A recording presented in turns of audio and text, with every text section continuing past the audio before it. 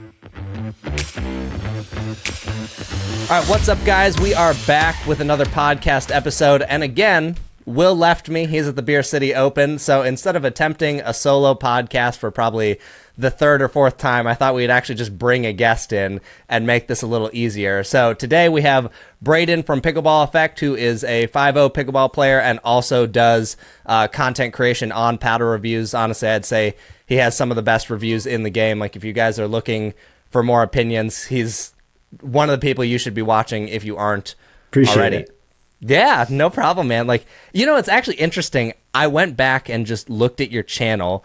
Did you take any old videos down? Because I could have sworn you were doing reviews before me, but your oldest video was after my first one. Yeah, funny story there. So I started back in 2020 doing reviews, probably had like 5-10 video reviews or something like that.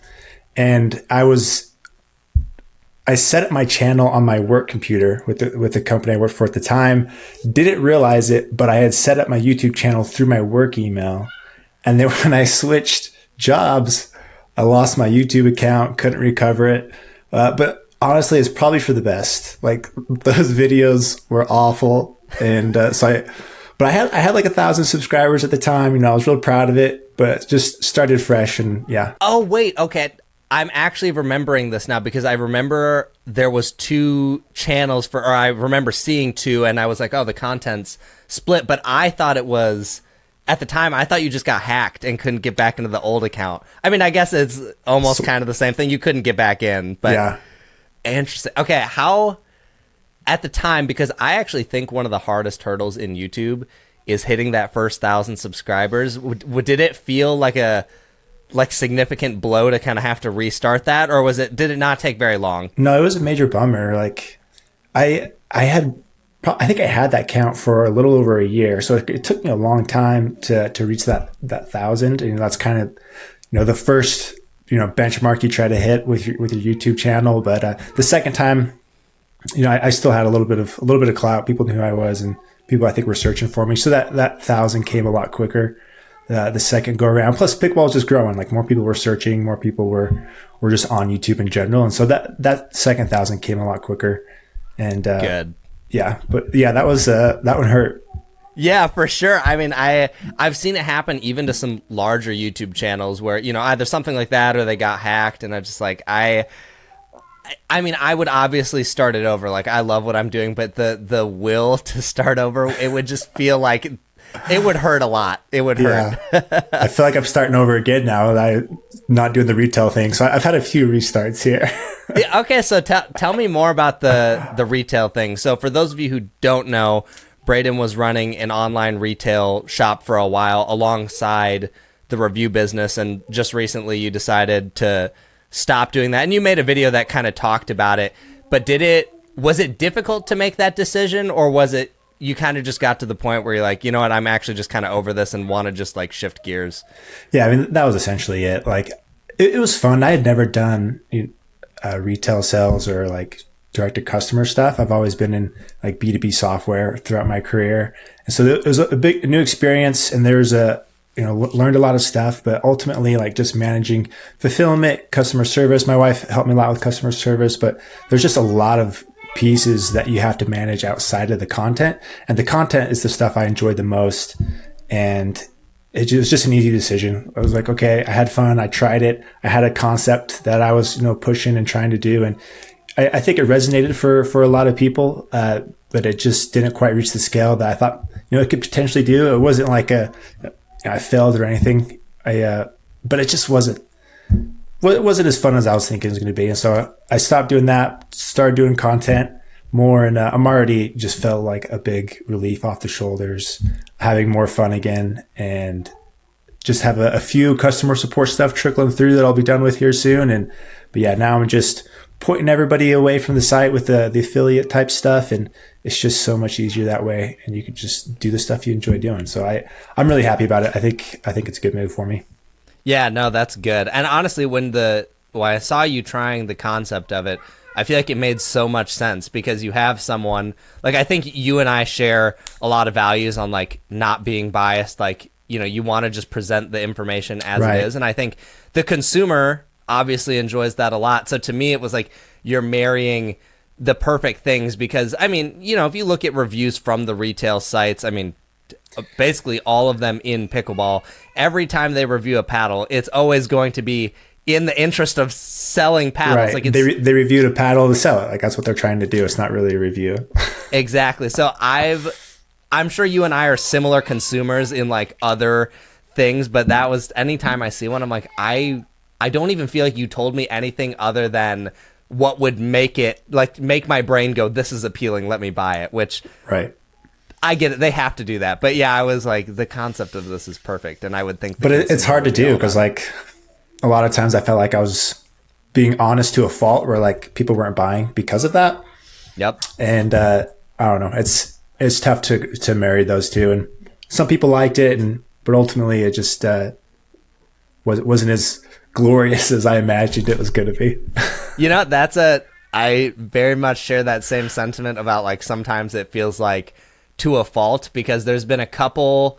I feel like I'm getting a little bit better at gauging when affiliate sales will probably be good from a brand, you know, whether it's just like a big brand, you know, you start having enough data that you're kind of like, I kind of think I know how this one might go. The one that I'm still kind of like getting data on is like when I review a paddle poorly, how do my affiliate sales do? And there have been a couple brands where I'm like, okay, while I did not like this paddle, it's still such a big company that I know people they're gonna be buying this paddle no matter what. So I'm like, okay, they'll go use a discount code and like, you know, get some money. And then after like a month, I'll open my affiliate sales and I'll see like $40. And I'm like, oh really?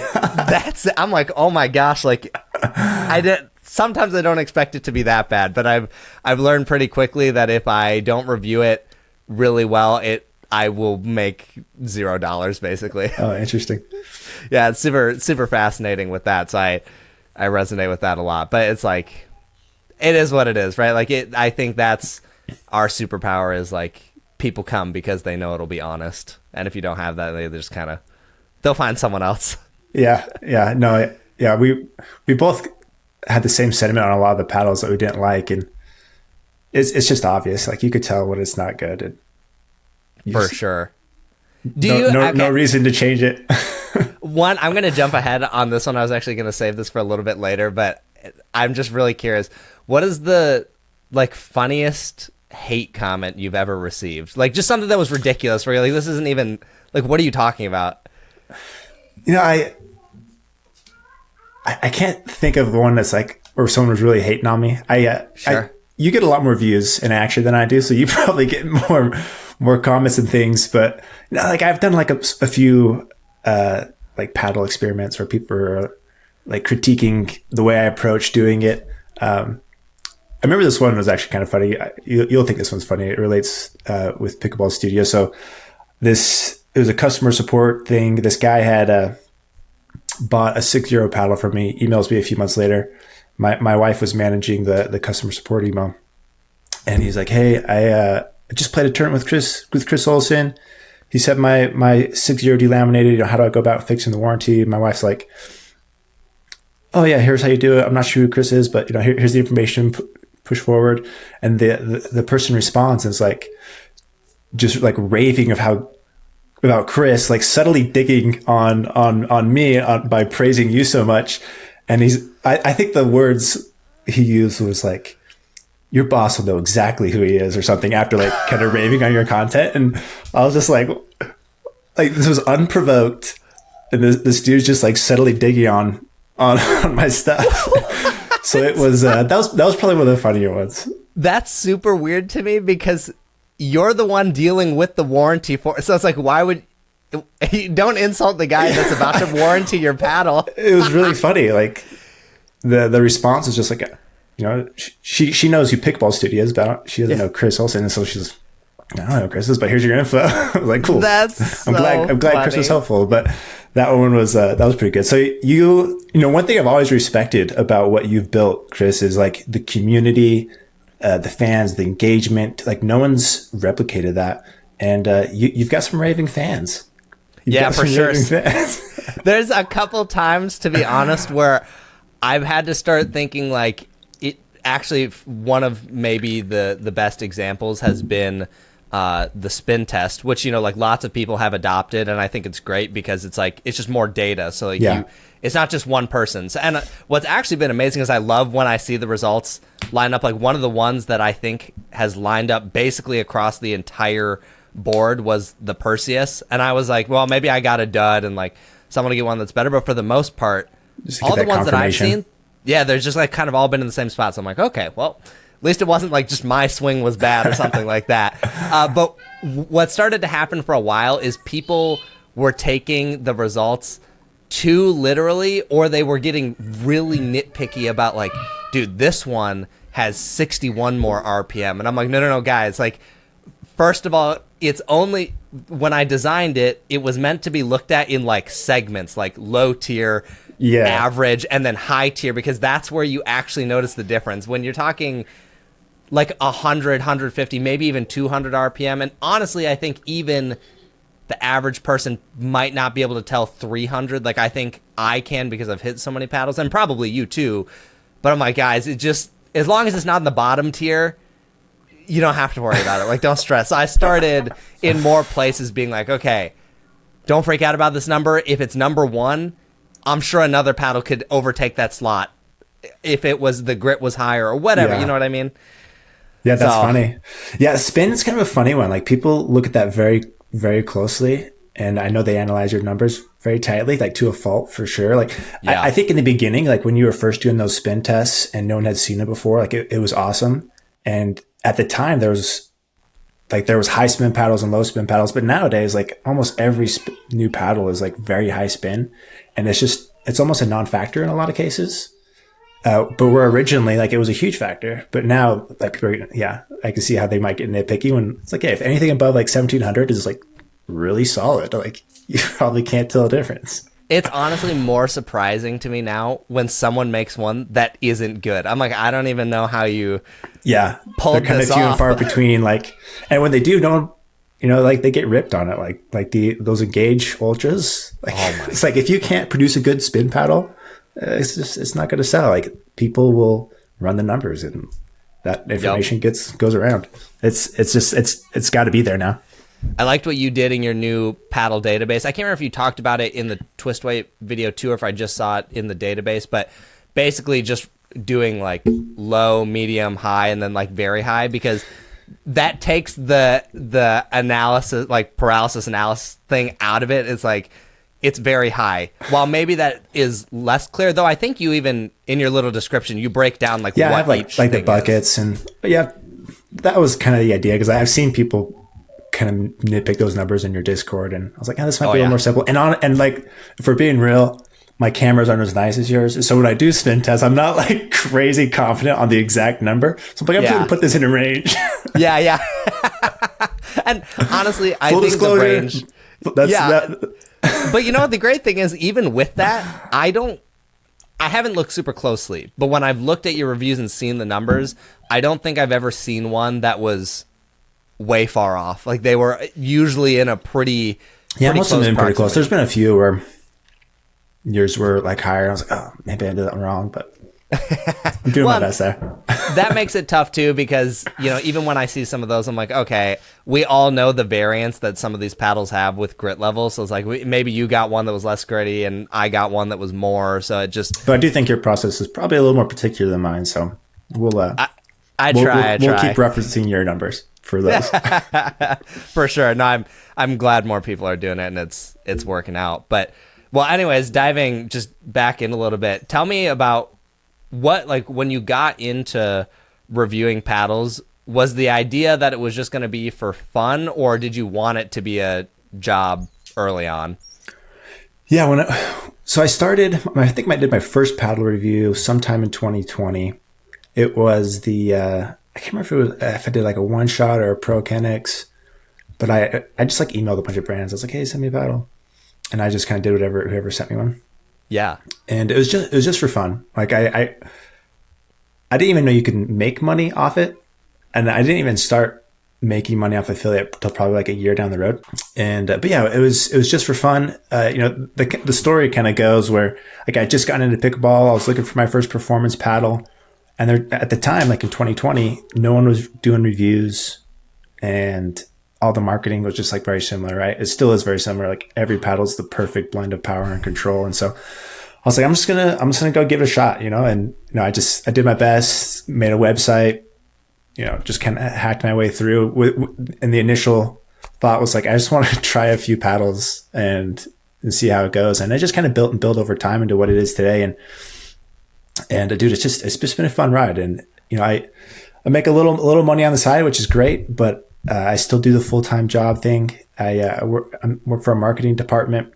It's my 9 to 5, and it I do well there, and it supports the fam. I got the wife, got 2 littles, and it's hard to leave that. Like sometimes I get the feeling I'm like, oh man, if I just quit and did this full time, like I could probably pump it up and potentially make a living off it. But for now, I got another one on the way, dude. Kid number 3, another mini coming in December. And so I'm just going to keep my health insurance for a while. I think that's probably one of the biggest things. I don't know if you've ever done a self-employed thing, but one of the things that I've only ever worked for myself, so I haven't gotten to experience it. And in some ways I'm glad, because I'm used to just paying for my health insurance. But when I hear people who have free health insurance for like basically their whole family, I'm like, that would cut down a significant cost monthly. Oh, I would imagine, yeah. Like, oh my. Okay, so if you could make the same, let's say the same amount of money, and we'll say a little bit more to cover the health insurance benefits that you would have, would you quit your job, or would you still consider staying there? No, I think I'd quit. I think it'd be fun, dude. Like, I really enjoy it. And like, even though the reviews and the affiliate, like you can make a little money there, but I've started dabbling in products, like appreciate your support on the edge guard tape. Like that's actually done fairly decent just on Amazon. And so like, I think there's some potential there. I've got some plans to make that product better and potentially start going like wholesale and pushing and do some advertising. Like this silly little tape idea that I had, like it could potentially do, like $50,000, $60,000, $70,000 a year, in revenue. Like I wouldn't make that profit, but like if I had 2 or 3 of those types of products plus reviews, like you could actually make some pretty decent money doing it. Dude, I am so glad you went and did it, because I really want to have a product at some point just to diversify some of my own income, because I like where things are right now. It's like I'm making a good living, like the business can grow, but it just makes me uneasy knowing that most of my income hinges on affiliates. So I just get a little weary. So I'm always thinking like, what if I was going to have a product, like what would it be? And when I saw you release the edge tape, I was like, wow, that was such an obvious one to relate. Yeah, you could do it. I'm sure that's not the only one, dude. Like you'll come across stuff. Like I have a new one I'm working on with lead tape. I have a couple lead tape ideas nice. that I think could be good, but like they don't have to be big or crazy, but like it's really not like crazy difficult. I'm trying to figure out packaging for the edge tape, and that's been a struggle. Sure. Eventually, good struggle to have, you can automate these things where like the factory makes it, ships it to Amazon, and you just don't touch it. It just kind of manages itself. Maybe put in some advertising bucks, but there's definitely some stuff there that you could do to supplement from your affiliate. And luckily I'm in a position like where I have the full-time job, and so a lot of the money I make for affiliate I just use to live a luxurious pickleball life. I'll just whatever pickleball crap I need, I just go get it, travel, tournaments, whatever. Dude, okay, actually speaking of that, and invest in my little product ideas.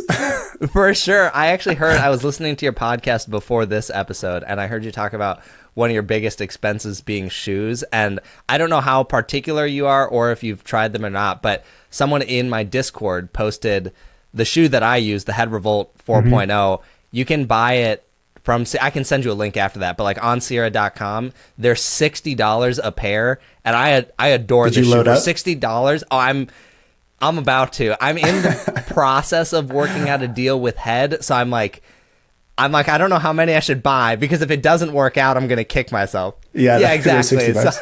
Do you do the warranty thing? I know some people are big on like, they'll buy a shoe and take advantage of the warranty over and over. I've never done that, but.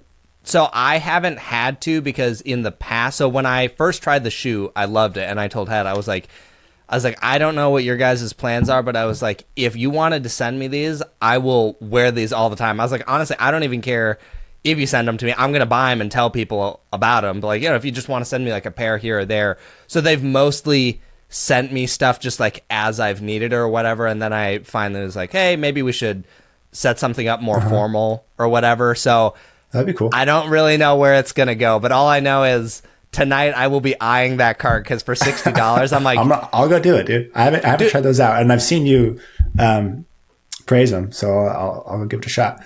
I mean, or should I wait till you get your affiliate? I'll wait. I'll use your link. There you go. I appreciate that. No, but yeah, I heard you talking about that, and I was like, okay, I should tell them about this because that would be it's a good time to load up for sure. That's cool, dude. Yeah, like the bigger companies, like the bigger the company, the harder they are to work with, and so nice, dude. I'm glad you got a contact there. Just Paddles, they do shoes, yeah. No, actually, I don't think they do any shoes. So no, you can't get like affiliate through Just Paddles and shoes or something. Yeah, I can't do any shoes through them, which is a little bit of a bummer. Like, you know, it'd be nice to especially diversify outside of them, but I've always really enjoyed working with them. So it's one of those things where it's like, you know, grass always looks greener somewhere else, but it's like, well, you know, I get the deal with Ted, supported you. Yeah, go exactly. And it would be, I'd love to pick those up. Let's dive into this as well. But like, I'd love to pick up more. I've been trying to pick up more sponsors, especially obviously non-paddle sponsors, just to also help diversify the income. Yeah. Has that been something you've thought about looking into at all? No, not a ton, but I've considered it, but I haven't put a ton of thought into it. What were your thoughts there? Like, are you thinking like just general sponsorships like that aren't paddles? And which makes it obviously apparel much trickier.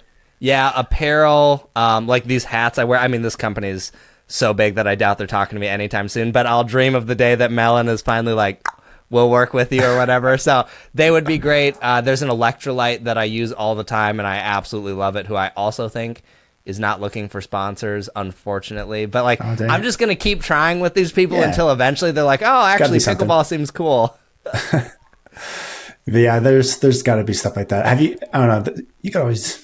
Have you messed around with like sponsoring your podcast or things like that? Or your newsletter? I don't know.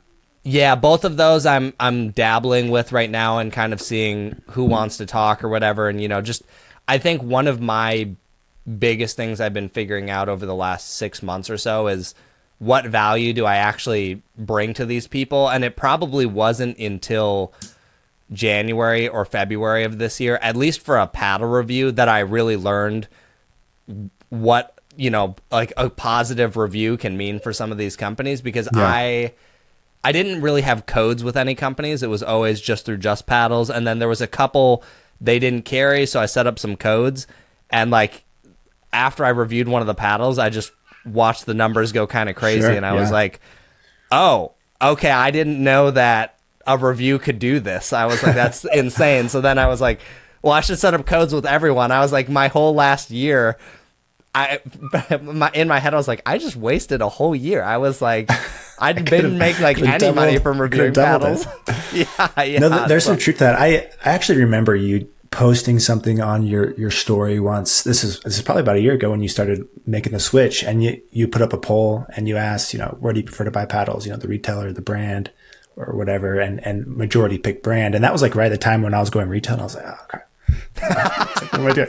And so I recently asked the exact same question, probably like 3 weeks ago, to my followers. Same question. I was just like, you know, where do you prefer to buy paddles? Is it the retailer, the brand, you know, in person or whatever? And it was just like overwhelming buying directly from the brand. Like, that's just where people prefer to buy.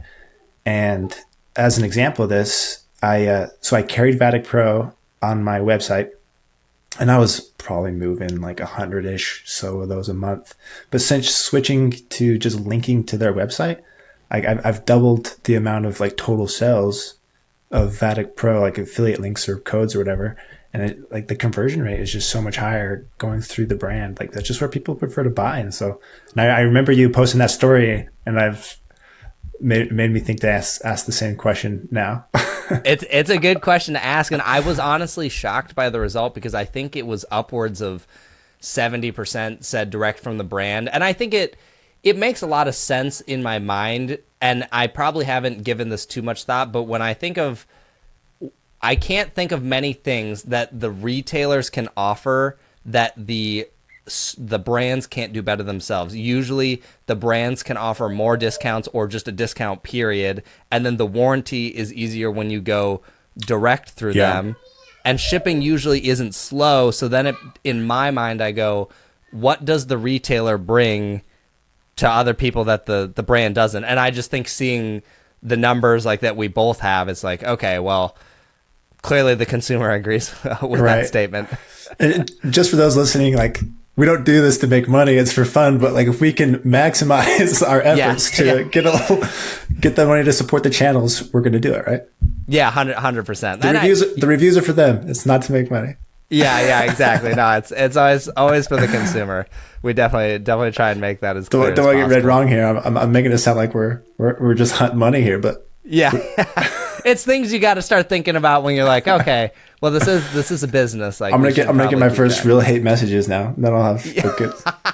Dude, you've made it when I actually have started screenshotting the really funny hate messages and like saving them in a folder, because one day. What are some of yours like? Oh man, let me see if I can pull up the folder on my computer really quick and just. You got a whole. Is this what you think about at night, or you just like replaying these in your head? Thankfully, I don't think about these too often, but they are really funny to me. Okay, this was a pretty funny one.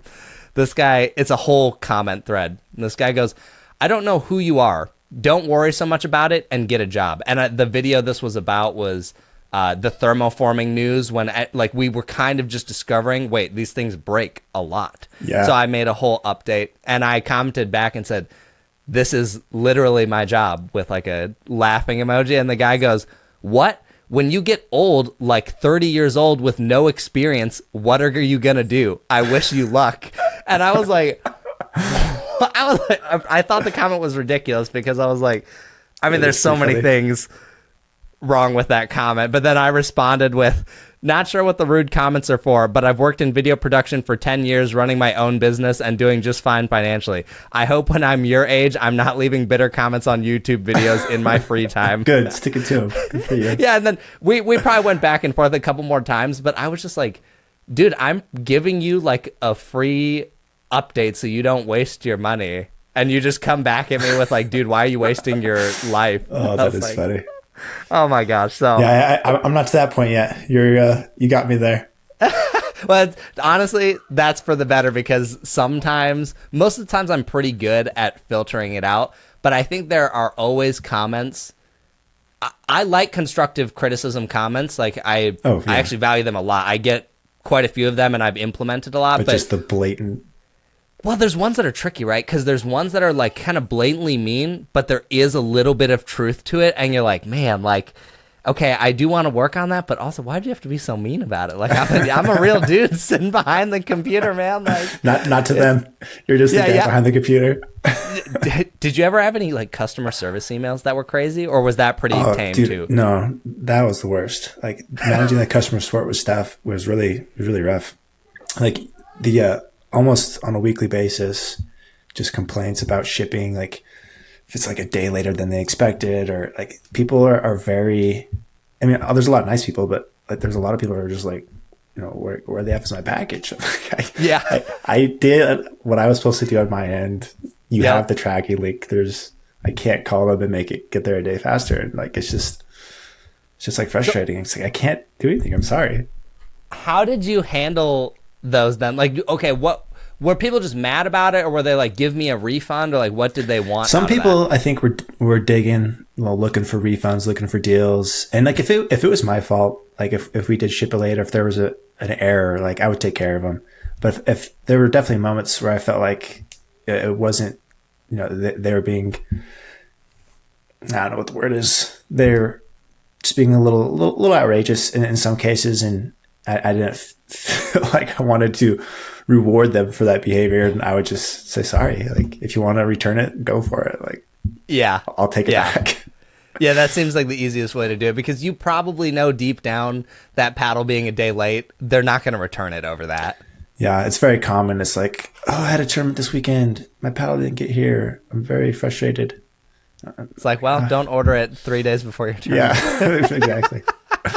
Oh, that's funny. Well, I want to go over what are your top 5 favorite paddles right now, like tournaments that you would go play in a tournament with.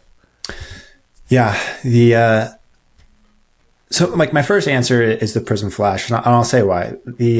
When I'm playing with so many different paddles all the time, it can kind of throw you off a little. 'Cause each one you have to adjust and and play the way the paddle plays, and so going back to the Prism Flash is always easy. It's just easy to control. I know that I could be reviewing a paddle for 2 weeks and then go pick up in that paddle and play well with it. It's just that easy to control. And so that one is always in my bag. I could always feel comfortable playing a tournament with that one. But top 5, no particular order. But yeah, the Prism Flash is an easy one to play a tournament with. Double Black Diamond 16, I'm still a huge fan of. I think it's one of the better thermos. Huge fan of the shape. I talked about this a little bit ago in one of my pods, but I think this hybrid shape is just gonna, go on fire. I think every brand's gonna start releasing these hybrid shapes. But they were one of the first to do it, and it's just really solid. So the DBD 16 is solid. The Model E Elite, I'm a big fan of. That one doesn't get talked about much, but I think is a really good paddle. It's kind of a unique thermo, a little easier to control, but you still get that pop. I want to go give that one some more time. Like when I get a break between reviews, I want to go spend some time with Model E Elite and see if maybe I want to stick with that one longer. But big fan of that one. I think the Carbon X series, I'm still a fan of it. They just delaminate very quickly compared to the other ones, and so they're hard to play with. Like one of my buddies, he's a fantastic player, does a lot of open events. He plays with the Carbon X, really loves it, but he just cooks through them like one every 2 weeks. Yep. And when you hit as hard as he does and you're playing as much as he does, you just burn through them. And so performance wise, they feel great, but you do to cook through those pretty quick. Then 5th, I mean, there's a lot that could probably fall in here. I am a fan of the Perseus 16. I do think that one's unique. I always liked the original Yola Vision. I played with that one for a while out, and I feel like the 16 is just kind of an upgraded version of the Vision. It's just this kind of light, more control, it's a little more pop, and add some lead tape on there, and it's really solid. I think that one's good. What do you think, dude? Like, what would you keep? What would you add? Yeah, I mean, honestly, our list is so similar. I think the only ones, I can't remember what I said in one of my podcast episodes, like my exact list. The only main differences on there would probably be the 1X and the Perseus. And it's not even that the 1X is bad, because I loved that paddle when I reviewed it and like I used it for a little bit of time. The biggest thing that I learned for me when I started using the 6.0 on these hybrid shapes is I was like, I love my hand speed with these. Like my arm is less fatigued. Like it's a noticeable difference, and once you get used to that length difference, like I don't feel like you really lose a ton there. No, I don't feel like I lose anything at this point. So to me, that combined with the some of the delaminating problems, that was big for me. The Perseus just was like, for me, it was a bit of a miss. It's not that it's bad. It was just like the price of it, some of the quality control issues, and then like some of the quality control are starting to pop up now, like with the handle and stuff. Yeah, handle, edge guard, I've been hearing, and I'm like, oh wow, I kind of thought some of those would have been fixed on round 2. But man, what would be? I'm trying to think from my list. What would I put in 4th or 5th? Well, you know what? Okay, it's a little hard to put this in here because it's so similar, and actually maybe we can talk about this a little bit, but I've been hitting the Forza lately because I got so many people asking about it. And I played a singles tournament with it this weekend, and I did totally fine. Yeah, I ended up 3rd with it, and it was enjoyable to use. But it's just like, it's so similar, and I'll be very curious to see your take once you get to hit the Ronbus R1 Pulsar. Yeah, that one's sitting behind me. I just got loaded up with those, so... Nice. I think you'll like them. They're good. But the Forza is so similar to that in a DBD, but I think it is closer to the Pulsar.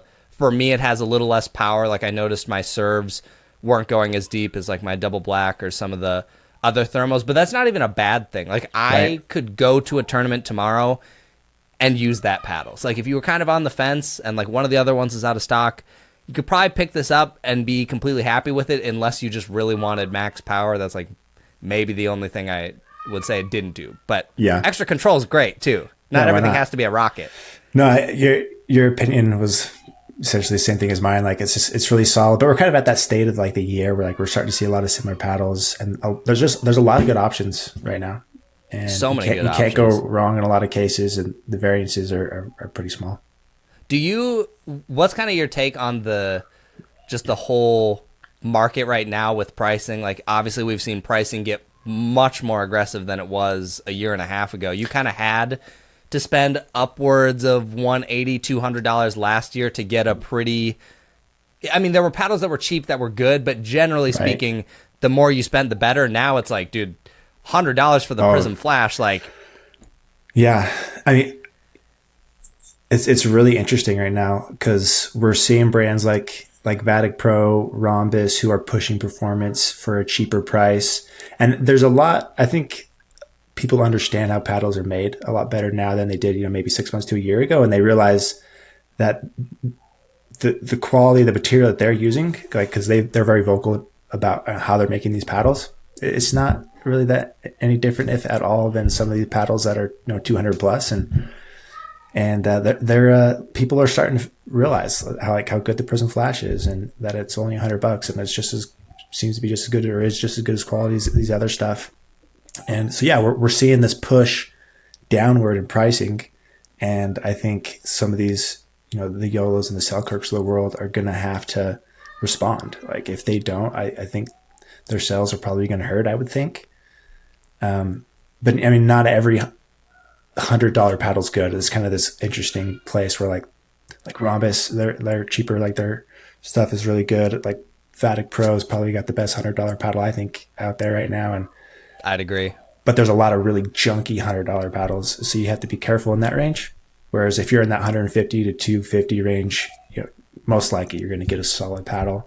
So you kind of have to know what you're doing and be a little more selective in the lower range. But there's definitely downward pressure on price, and like they got to be feeling it. There's no way they can't be. Like even at 180, like I think with discount codes it brings down to 160. Like I think 160 is a reasonable price for a high end paddle, and like €6 just crushing it at that price. Oh my gosh, dude! The other day they were gone in like 30 minutes when they came back in stock. Nuts, dude, nuts! I'm sure your phone's connected to it. Like mine was. Like all of a sudden your phone just like €6 back on sale. Yeah, I was like driving, and all of a sudden I was like, what is going on? And then when I finally got where I was going and like opened my phone, I was gonna make just a quick like Instagram story and be like, oh hey, like if you guys wanted to pick one up, like go buy it here or whatever. No, it was gone. I was like, what happened? It was. I think so far I would say in terms of performance paddle that has been in the highest demand, I feel like it has to be them. Like just social media 100%. All over. It's always out of stock, which 100%. Yeah, it's just like it's impossible to get your hands on. And I know they're doing like everything they can to crank out paddles. Like they're adding new molds constantly, and they can't keep up. It's nuts, dude. Yeah, it's crazy. That was like, I mean, and for good reason. Like that paddle's awesome. I have loved that paddle. Like it's been my default if I'm going to go to a tournament or play competitive games. Like that's what I'm going to pull out like every time. Yeah. But yeah, I'm curious to see what the bigger companies will do, because one thing that I think about is some of, like a Vatic is a great example where they're not going to have as much margin to play with, in terms of whether it's expanding or if they want to sponsor pros or maybe give back or do other things. They have to sell like 3 times the amount of paddles to. Exactly. And I think stuff like that.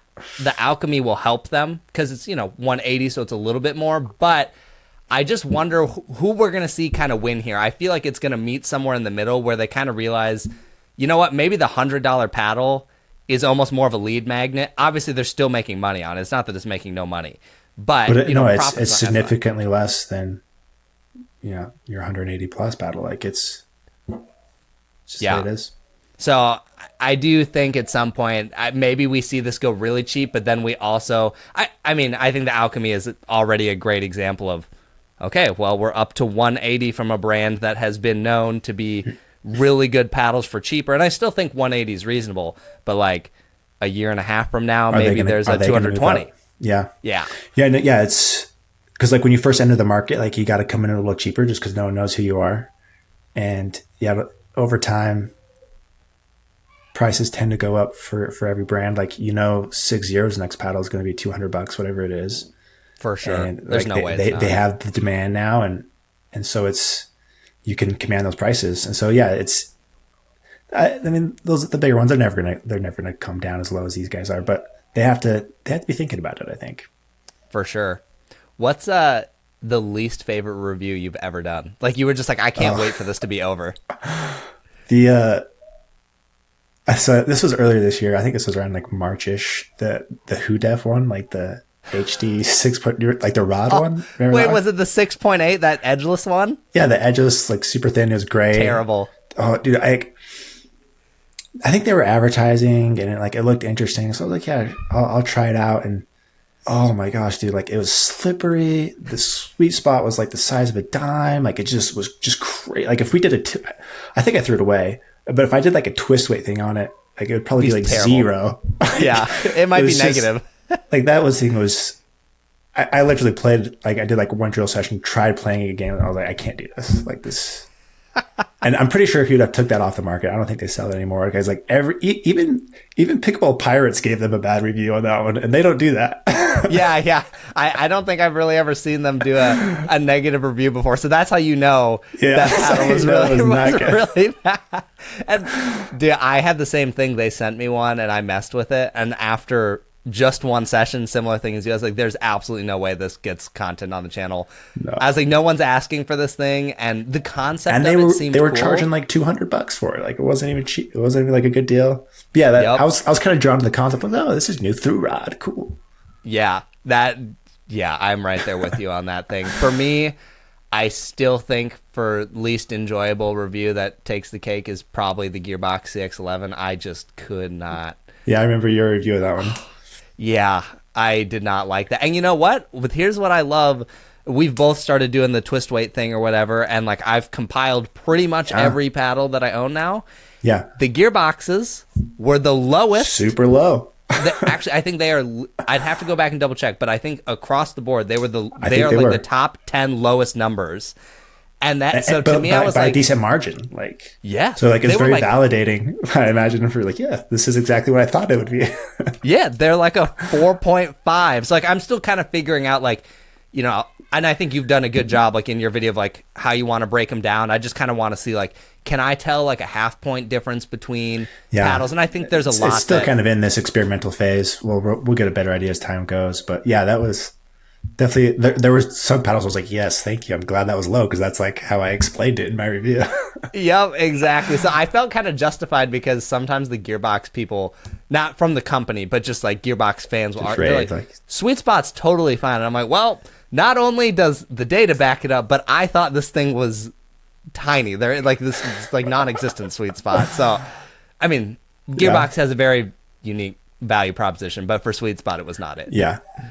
Yeah, that was one that stuck out. But like even with like the Perseus, like it was fun to see that, everyone, it's like, yeah, this is a tighter sweet spot compared to the thermos, and like the numbers showed that. So that was kind of fun to see. There's definitely some odd numbers. We were talking about this the other day. Like the Electrum Pro 2 was a weird one where like it's this really thin paddle that had a high twist weight, but like it doesn't play that way. Yeah. But for the most part, I feel like the twist weight numbers line up and give you like an indication, a general idea of how it plays. Like you still want to hit it, but if you can't demo every paddle, it gives you, I think it can give you a good idea of what the sweet spot looks like. Yeah, I think twist weight is going to become that.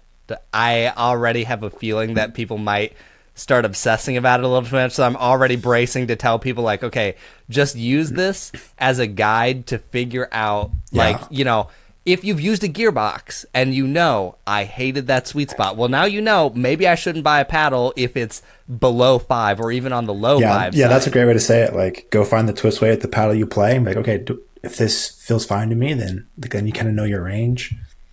Yep. I think that's going to be the best way to do it. And then also just don't take it like completely literally. Like if there's one that's like 8, which I think I had 1 or 2 that got to 8. It's like, okay. Oh, did you got one pop? I haven't had one pop up that high yet.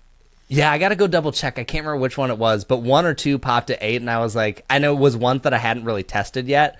So I was like, okay, I'm sure the sweet spot feels good, but also don't just go suddenly thinking like, This is the most forgiving paddle in the world. Yeah, I'm going to hit the top corner and it feels exactly like the center. Like that is not what these numbers mean. Just use it as like a guide, basically. Yeah, I totally agree. And like the numbers are so small, which makes it tough. Like it's a very tight range. But yes, like to your point, like is half point, like half point might be significant. I don't know. A full point definitely, but. And talking about that, one thing that I hope these bigger companies will, because, I think swing weight is getting a lot more popular. Like you and I obviously talk a lot about swing weight. Yeah, you started that one, and it's almost a necessity now. Yeah, I think, to be honest, I almost believe that regular weight should almost not, it doesn't have to be done away with, but in my opinion, it's so insignificant in its importance compared to swing weight. Like look at the 006, for example. I don't know if you've got to swing that much yet, but mine was like 117, and that paddle comes in anywhere between like 8.4 up to 8.7. That one was an anomaly. That one was interesting. So that's where I'm like, okay, yes, you can look at this weight and go, okay, wow, that's as heavy as the original Ben Johns, but I promise you, like, it does not feel like the original Ben Johns. Doesn't feel the same, yeah. But one thing you make a great point. Go ahead. No, I was gonna say I totally agree, and I mean I think the weight, like the total weight or the actual static weight, influences other metrics like twist weight and things. But when you're just looking at like how heavy does this feel, yeah, I totally agree with you. Yeah, the thing that I'm hoping some of the retailers and other places, well, I hope they just adopt swing weight, period. But the thing that I'm a little worried about is, in tennis, they use 10 centimeters as the measurement from the butt cap. And in pickleball, the guy I was talking to, he kind of just landed on 5. And so, like, that's what I went with. But from what I've seen from a little bit of data is that at 5 centimeter, the numbers, kind of like twist weight, they're so close together. Like 91 versus 93 might be a huge difference. Whereas at 5 centimeters, it's very easy to be like 110 versus 120. Big number difference also feels very different. Telling someone 91 versus 93 or 91.5 versus 92.5, like if that was a 5 or 10 point difference, I feel like that's much harder to explain to someone. Yeah. So I hope people don't adopt 10 centimeters, especially when you and I have been. You started with the 5. I mean, I started publishing data at that because you were doing it, and I liked the spread. And yeah, I think the larger the spread, it's easier to like process and realize, okay, what does this actually mean? And yeah, I mean, most of the data out there, well, I don't know. I think you and I have the biggest swing weight database. I don't know if anyone else is really doing that yet, but I hope they stick with it. Yeah, I completely think you've agree. popularized it enough, and people are familiar enough with your numbers that if they try to push something else, they'll get pushback. And because I think people have a pretty good understanding of the current range that you developed and started publishing, and I followed. Yeah, no, it's good, and I hope it starts being like you see it on the packaging, because that would be fantastic. Yeah, I'm also surprised it hasn't done that yet. I think Vatic Pro put it on their website. I think Rhombus is going to start doing it. He was telling me he sent the twist weight stuff to his manufacturer, so they're going to start measuring that. But yeah, I would think. It's crazy to me because the device is so cheap. The Brafiti SW1 is $250. It's Seriously. Not a large investment in your business. For like an individual, like, okay, I'm not going to go buy it, but for like Selkirk, like just go buy one. Like, yeah, it's simple. I mean, they have crazy fancy ones, but like you don't have to get that. No, you don't have to get that. And also, even some of there was actually one I was considering buying. I think Wilson made it, and they advertised a lot of pickleball specific features for it, like stuff about stiffness, swing weight, balance. Like it was like is that the one that like Racks and Runners kid did? Yep. And I was like this close to buying it until I talked to him, and he was like, yeah, it's using the 10 centimeter measurement for pickleball, and like some of these other numbers just aren't that useful or don't tell you anything. So then to me, I feel like Wilson just went, you know what? Hey, we could just mark this as pickleball and kind of throw it out there so people might use it for that. It's a tennis product, but we'll put pickleball on there, yeah. Exactly. I think that's exactly what happened with that one. Yeah, I hope we start to see more scientific approach around, not just like those ones are super simple and I think people should do immediately, but like if they could have some way to measure power and the size of the sweet spot more, like more technologically advanced stuff. Like, I mean, it's got to come eventually. I don't know when it's going to come. Somebody's going to do it. So here's what's really fascinating. I've been thinking about this a lot more lately because I've been like, okay, how far down the rabbit hole do I want to go into really nerdy stats? Because, for example, like one way people have been measuring power is through the radar gun for serves, which I haven't loved. I think it gives you probably like some kind of baseline idea to work with, but it's like, well, is 2 miles an hour on a serve like significant difference? And, where does the gap I messed with that one a become? little bit, and it's tricky. A lot of the numbers are very similar, so it's hard to tell. Exactly. That's what I noted too. And something that's interesting and unique about pickleball is from every tennis racket review I've looked at, because I always look at other industries and be like, okay, like kind of what are they doing? And I'm like, people don't get this nerdy or like this specific in tennis racket reviews, and that's like a thriving industry. So at some point I'm like, on like power. Yeah, like sweet spot, like they don't go crazy with it. Tennis so Warehouse, like, okay. They can get pretty technical with some of their stuff. Oh, do they? Okay, maybe I just haven't looked deep enough on theirs. But yeah, it's not like I guess I can't really speak to it. I haven't dug into it much, but I like Tennis Warehouse reviews, and they get pretty nerdy on some stuff. Okay, yeah, I'll have to check them out. But I don't know about other industries. Yeah, the golf is the only one where I'm like, okay, these are like super nerds. This is like they have all the equipment and they they're have the tech it. for it. Like you can go buy a simulator machine, for $20 and get the spin ratings on balls and stuff. Like it's actually pretty cool. Yeah, it is. I golf and like I pay attention to that stuff. Oh, okay. So wait, why didn't you end up doing like golf reviews? I don't know. I'm not crazy good. Okay. But when I started doing pickleball reviews, I sucked. I sucked then too, so I don't know. Well, now you always have like a fallback industry if you get tired of pickleball. Yeah, I don't. It's tough to build cred. Like I was very early in, and I didn't really. It was never part of my plan to kind of get where I am today. But I was very early in on the process, and I think that helped. But like my production value isn't crazy good. I've always felt like my content's strong, but my production value, my videos are pretty basic. I have my review. I feel like there's more power in my written reviews just because I feel more confident there than I do with my video stuff. But yeah, I don't know. I feel like I got kind of lucky starting early. But like going right into golf now would be hard because it's a little more saturated and people are much better than me that are doing it.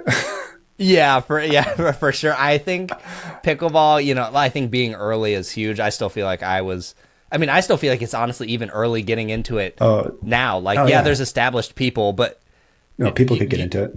Yeah, you could get into it, do it better or just as good, or people. I think you've probably been seeing a lot of these other reviewers pop up and start doing stuff, and I'm like, this is great. Like, yeah, I think it's fantastic. I tell people go watch these guys because I'm like, either I don't have something on that yet. Or, you know what? Actually, this was a super funny one.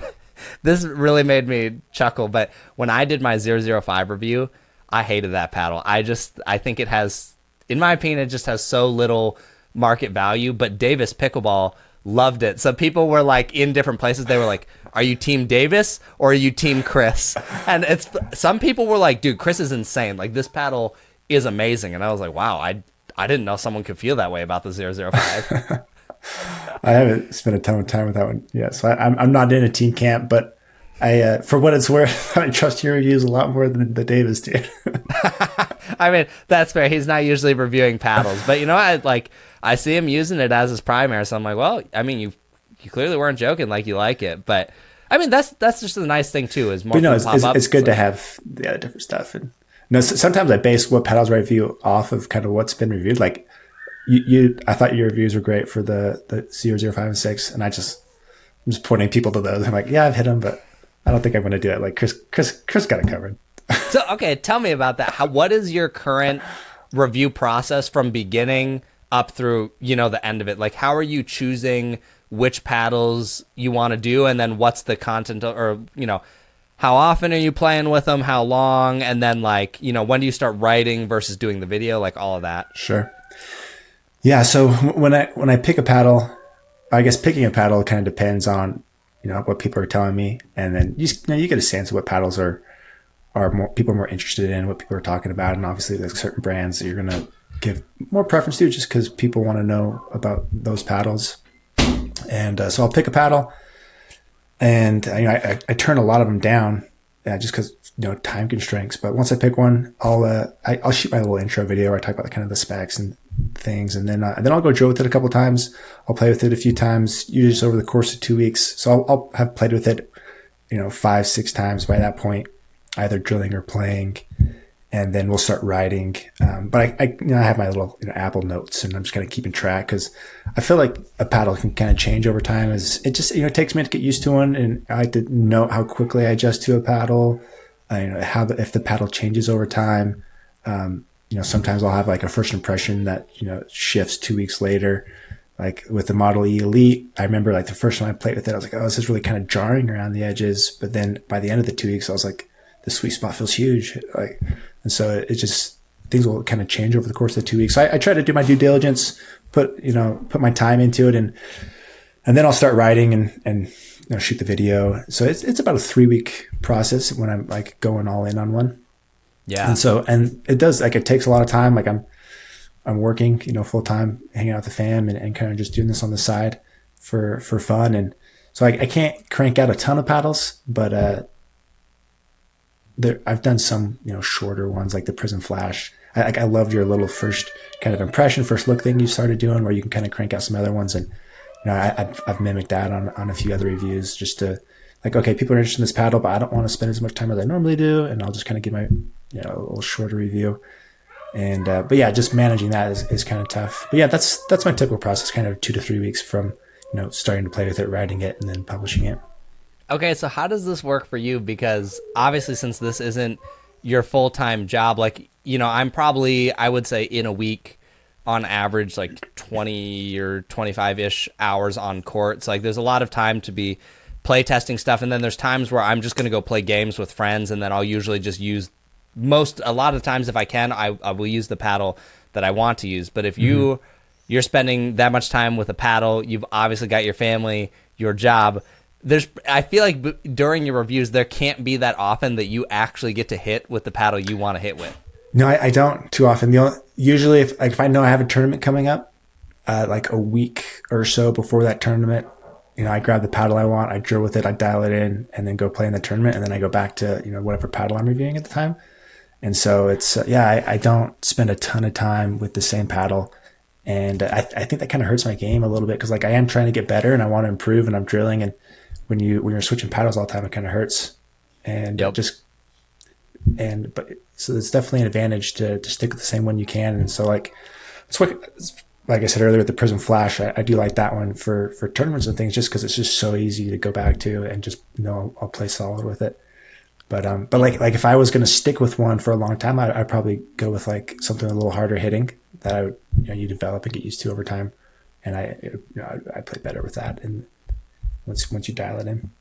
I actually just experienced this because I've been hitting the Prism Flash, getting ready to film my full review, and I had a singles tournament that I signed up for super last minute this weekend. I haven't gotten to play that much singles recently, but I was like, you know what, like it'll be fine. I used my double black diamond, and I felt this is the worst singles I've probably ever played in my life. I was honestly embarrassing, because it was a facility I hadn't played at in Minnesota yet, and it's one of the bigger, nicer ones here. I showed up, I go 0-2, and I'm just like, no. I don't think I've ever done that for singles. So I felt horrible, and it was because I went from like, a pillow control paddle straight back to my double black, and it's hard to just horrible. Switch it.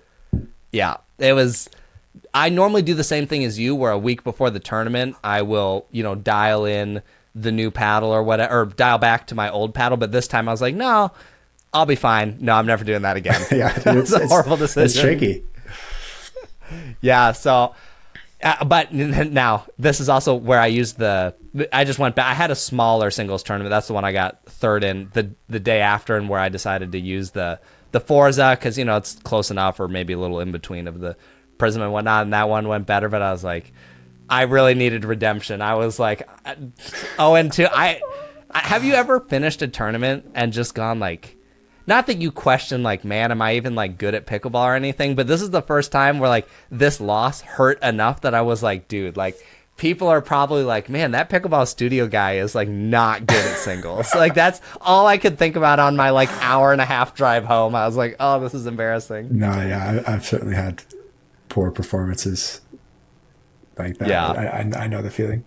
Yeah, it's definitely not fun. You feel like your reputation's on the line every time you go to a tournament. You're like, it's like I got to do good. I want people to watch my stuff. They got to respect me. I got to go beat them. Yeah, exactly. I actually had a guy. He was like, "I'm gonna film your first singles match here," and I was like, "Oh yeah, like that's fine." And then, well, actually, in the second game, I got pickled. Now, granted, that was the guy that went on to get second, and I found out he was like a very like world class level at. But some dude's got you getting pickled on his camera. Yeah, I was like, oh man, I was like, that's not the first impression you want to have. I was like, so that was a little embarrassing.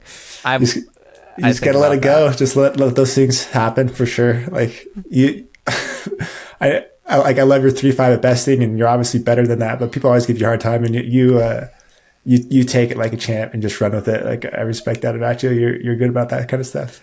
Yeah, you gotta learn to laugh at yourself a little bit. So that one, I'm like, you know what? Like, if it's something for you guys to laugh about and like remember the brand, like, go for it. But the only times, I wouldn't say it ever upsets me, but when I have a really bad performance, like that singles tournament, I walk away thinking, I wonder if those people actually think I'm a 3-5 now. I'm like, oh no. But you can't do anything about it. You know what I mean? Like, it's a handful of people, whatever. Yeah, you got exactly. Thousands of followers. You don't need them. Yeah, it'll be totally fine. Well, anyways, I know you've got to go drill soon, so I just kind of want to end on two things. One, while you're doing a similar note as the last question, but while you're doing the reviews and you're about to have a third kid, does it ever get difficult to balance the pickleball channel and then your job and then the family, like how you spend all your time? Because right now all my stuff is pickleball, and sometimes I feel like I'm bad at managing things, and I don't even have kids, so I can't even imagine trying to do it all. I'm sure you're better than you think you are, but no, like a lot of credit goes to my wife. Like she's incredible. She's very supportive, and I definitely get reminded sometimes that I need to be a little more present and at home more often. But she's super supportive. She knows I love it, and it's just kind of my release and where I go to forget and just really enjoy my time. But yeah, all my free time goes to pickleball really, and then the rest of the time is just working, hanging out with family, and but yeah, you do what you can, and luckily I found a good wife that is super supportive and can help me write the course when I need to. I think that's huge. I mean, I feel like I've experienced the same exact thing where it's like, I hear plenty of stories of spouse wants to start a business, the other spouse doesn't like the idea or just whatever it is. But it sounds like we both kind of hit the jackpot in terms of like, you know what? Like I see where this is going. I see it's making you happy. Like, please keep doing this, obviously within reason. Like, don't just go disappear or whatever. But yeah, I think it's huge to have that. Yeah, it's been big. I am nervous about the third though, dude. I'm still very unsure about my decision to do this, but three's like, I feel like I need a bigger house. Like I need another car. Oh, I don't know, dude. I don't know. It's gonna be different. So we'll see where things change when number 3 comes, but it's happening and we'll make it work. How has juggling 2 been? Has that been, did I get to a point where you're like, oh, this is like, pretty manageable? Yeah. I mean, for us, I've always felt like 1 was a big change, and you just make it work, dude. Like you keep doing what you're doing, and they tag along, and you just have to do a little more prep and planning. But I've always felt like you can still do whatever you want and manage the kids, and they tag along, and but they're still little. They're 4 and 2, and things might change as they get older. I don't know, but at the moment, they're great. It's not too crazy. And love them to death for sure. That's good. Well, last thing I want to wrap up on is just what is the future of Pickleball Effect for now? Obviously, we just talked about you've got the third one coming up, so it might maybe it'll slow down for a little bit. But obviously, you just launched the podcast. If you guys haven't heard it, you guys should go check out his podcast over on his channel, Pickleball Effect. But what else you got cooking? Yeah, launched the pod, dude. It's so I've only done 3 episodes, and I feel like all free thought is like, what am I going to say in the podcast? Yes. It's just like taking over my mind. Is that how it is for you? You've done like 50 of them now. Dude, it could easily be a like part-time job for someone in my brand, just looking at what is out there and then like condensing it all. And right now, like me and Will kind of bounce it back and forth for the most part, but I'm getting to a point where I'm like, man, I don't have time to look at the news cycle all day and figure out how we want to talk about it. And sometimes the news cycle's dead. So then it's like, well, what do we talk about? What are we going to talk about? I think the biggest thing. Obviously, this week was dead. Like you had to pull me in. Like this is. Nah, this is great. But like, once you figure out your cadence, I don't know. Are you going to be doing weekly or bi-weekly? Yeah, we're doing weekly, publishing every Sunday. So I found a co-host to help me. His name's Logan Brown. He's really cool. And he's kind of doing that part for me where like he's compiling the information. He was doing like a podcast before. And so he's managing that, which is great, but it's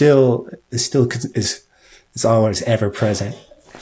But yeah, dude, just pumping out content. This last weekend, I filmed my first attempt at like a comedy pickleball video. So we'll see. Oh, nice. See how that goes. So this will be me trying to be funny, but yeah, dude, just having fun with it. Going to start pumping out more content, be more involved there.